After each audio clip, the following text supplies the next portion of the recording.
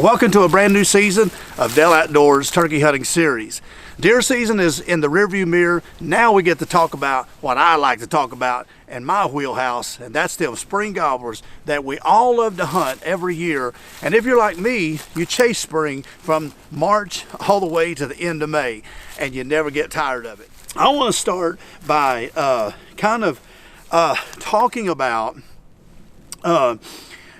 why that so many people every year get depressed, and many of them times they quit turkey hunting because they're not being successful, and they just wind up, getting their butt beat by these turkeys, and they wonder, like, I've done everything. I mean, I've got all the gear, I've got TSS loads, I've got the perfect shotgun, I've got the camouflage, I've got all these expensive calls, I've got all this. What's happened? All right, what happened, and how can I become a turkey killer? There's a difference in a turkey hunter and a turkey killer. A turkey hunter is a guy that goes out, and not knocking him, but he goes out, he walks in the woods, does some calling, gets turkey to gobble. He's tickled to death. That's just fine to him. As long as he gets some to gobble from a distance, and he's, and he's seeing them, or and he's just going out there maybe every weekend and just kind of poking around. Then he's back at the truck at 10:30 or 9:30, 10 o'clock, and and after about 4 or 5 trips of that, he's fine. Even if he don't get one, he's just tickled to death. He's a turkey hunter.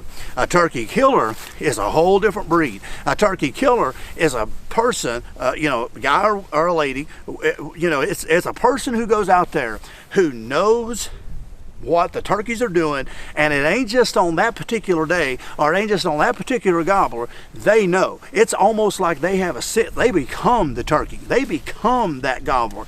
And they just know how to set up, they know how to, move around, they know how to work the timber, and they know how to call and get him in to right in your lap and kill him, and do it consistently. That, my friend, is a turkey killer. And sometimes it takes years of experience, no doubt. I've been doing this for 31 years. This coming spring will be 31 years.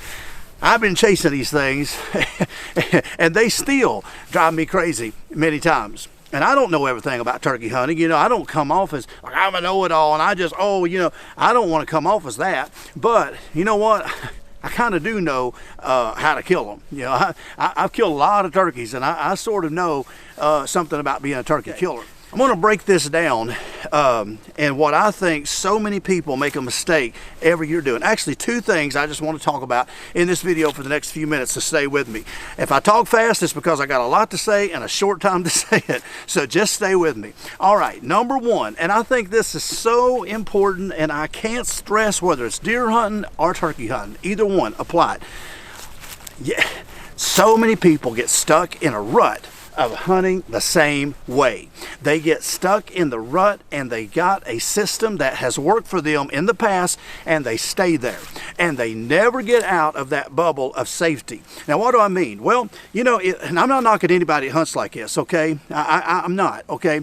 But let's just say what's popular in a lot of like video and TV, especially cable television, for those that still watch hunting shows, sitting in a blind, pop-up blind, in the edge of a field, 3 or 4 decoys out, setting up, calling, and here comes a gobbler across a green field, maybe a couple gobblers, long beards, strutting.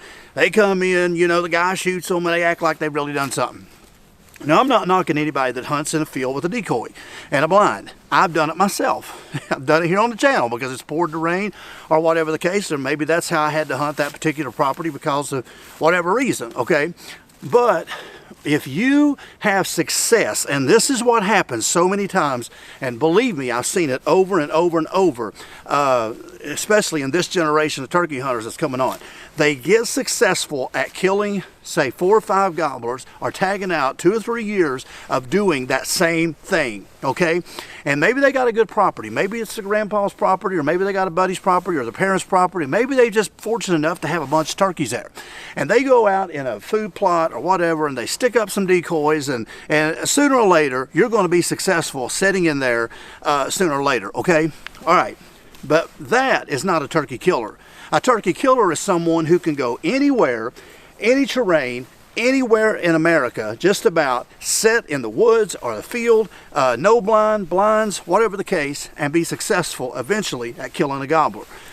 Now, you take a person who is so dead set on hunting a same way, okay, and you put him in a scenario where he's forced to hunt a different style of hunting, and he's totally just, it goes blank. It's just like, whoa, I don't even know what I'm doing, okay?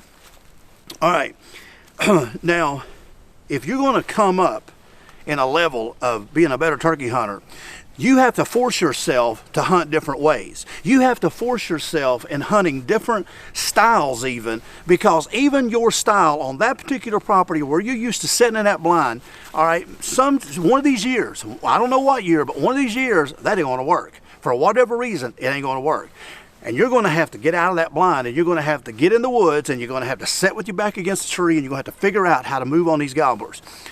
So when that year happens, and it happens to everybody, when that year happens, you're absolutely just going to be totally butt whipped the whole season. Well, here's what you do. You do something different. You learn how to hunt turkeys a different way. Now, here's what a lot of people who's successful constantly at turkey hunting does. We hear a turkey, and we look at the terrain. Most of the time, in my situation, it's in the timber, because I like to hunt in the timber. But I look at that situation, and if that turkey has beat me a day or two, and I can't figure it out, I'm going to sit there and I'm going to become that turkey. Now, what do you mean? I'm going to figure out what this turkey's doing, and I'm going to try to think like he thinks. I'm going to sit here and go, okay, he's roosted up on this ridge, and I've been over here, and he's come so far, and he's done that for a couple of days, and he's butt whipped me. I moved over here. He ain't coming over here. Okay. What I'm going to do is I'm going to figure this out. It's like chess. You got to think ahead of your next move, or your opponent's move. You got to sit and think. And what I try to do is I forget where the turkey's roosted. Now, that's one of the hardest things that turkey hunters do, is they want to hunt because of the way we've been taught and the way that we've been, told by our favorite turkey hunters or YouTubers or maybe our grandpa or dad, whoever. We've been told to get 75, 80 yards on the roost, get as close to the roost as possible. You'll be there when he flies down. He's going to come into you. You're going to shoot him. Okay? That don't work a lot of the times. I'm going to tell you something. That works sometimes, but it don't work a lot of the times. So what do? I'm going to forget about where he's roosted. There's so many turkeys that I've killed that I've heard them on the roost and don't even go to them. That seems weird. I don't even go to them because I'm thinking about, where's that turkey going to be? Where's he going? Where's he going to be at 7:30? If fly down's at 7, where's he going to be at 7:30? Where's he going to be at 8 o'clock? Where's he going to be at 8:30, 9 o'clock? That's where I'm going to be, and I'm going to sit there and wait on him. I'm going to sit there, and I'm going to become that, thinking like that gobbler. I'm going to become that gobbler, and I'm going to think about where he's going, and I'm going to sit there, and I'm going to call him in, because it's going to be a lot easier to call him in if you're sitting where he's already wanting to be. If you are that hen calling, and you're in his place, in his struck ground, in his familiar area that he's wanting to be 2 hours after fly down, you're going to be a lot more successful at killing gobblers. But you got to hunt a different way. You got to do something different. I don't care what it is. Do something different. And when I say different way, I'm not talking about running through the woods and doing crazy stuff. Still sitting up with my back against the tree, knees to my face, gun across my lap. But depending on the gobbler I'm hunting on that particular day is going to dictate how I call to him. There's some gobblers I may call a lot to. There's other gobblers I may not hardly call any to. There's some gobblers I'm going to cut at him, and I'm going to shake the woods with my calling. Other gobblers, I'm just going to cluck and purr, do a little bit of whining, do a little bit of, soft feed calls. I'm going to shut up and let him come to me.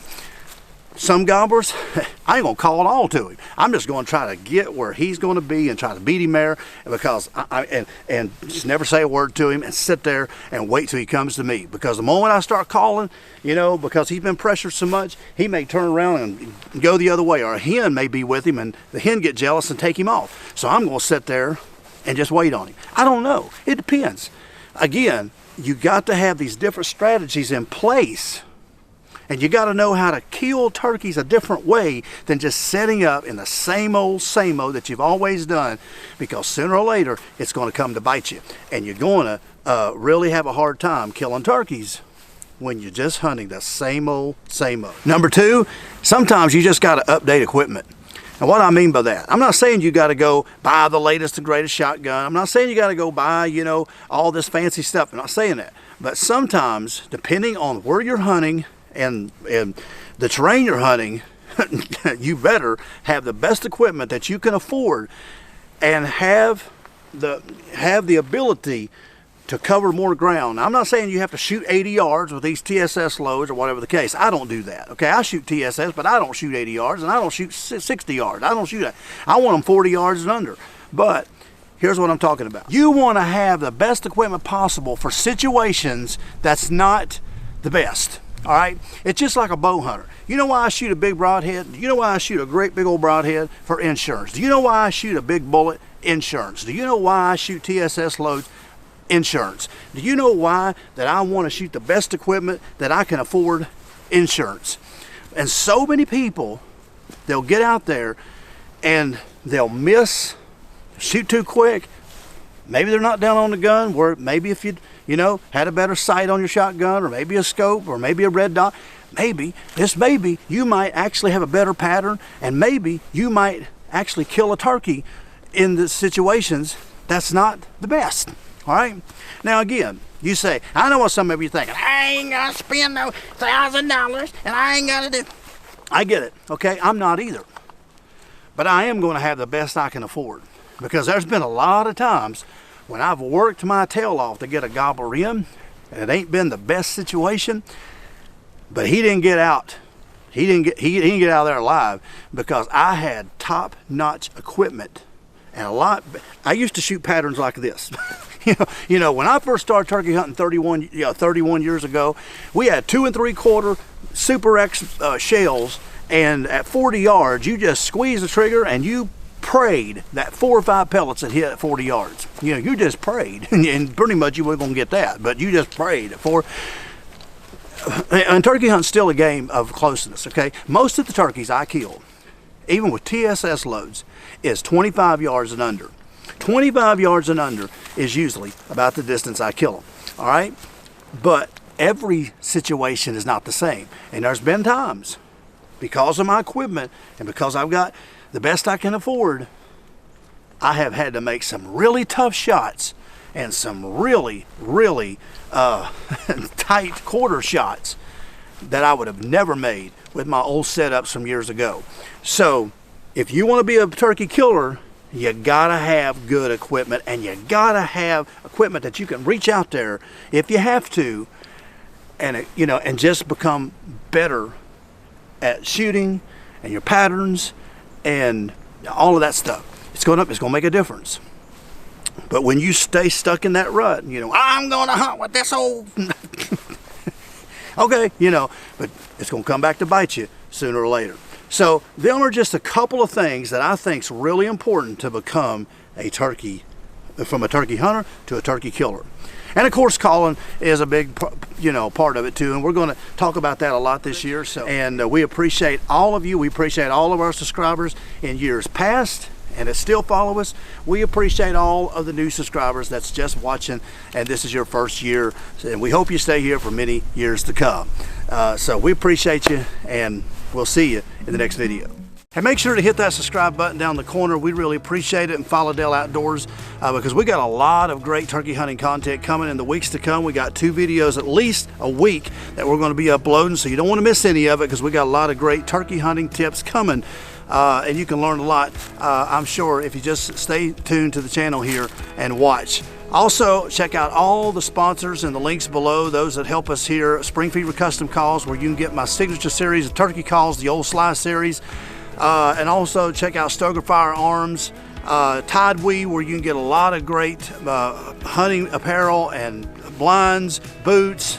They got a lot of great stuff over there. Just make sure to use the promo code DALE, D-A-L-E, to get a good discount on all of your purchases over there as well. Also, buy me a coffee. Hey, if you want to tip the channel and the channel has been a blessing to you and you've learned a lot, hit that link down there and buy me a coffee. I'd really appreciate it. It just helps us to continue what we're doing here. So make sure to do that, and we appreciate everybody that watches.